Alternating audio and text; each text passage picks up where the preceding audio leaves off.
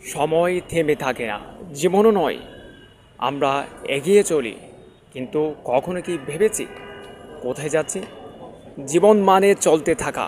প্রতিটি দিন আমাদের নতুন পথে নিয়ে যায়। এক সময় যেখানে ছিলাম আজ সেখানে নেই। পরিবর্তন আসবে, কিন্তু আমরা কি সঠিক পথে আছি? রাসূলুল্লাহ সাল্লাল্লাহু আলাইহি ওয়াসাল্লাম বলেছেন যে আজকের দিনটা গতকালের চেয়েও ভালো করতে পারলো না, সে ক্ষতিগ্রস্ত। তাই আমাদের উচিত প্রতিদিন নিজেকে ভালো করা, শিখতে থাকা আর আল্লাহর পথে ফিরে আসা। প্রিয় বন্ধুরা, আজকের ভিডিও এতটুকু। আমাদের নতুন ভিডিও পেতে অবশ্যই সাবস্ক্রাইব করে বেল আইকন ক্লিক করুন।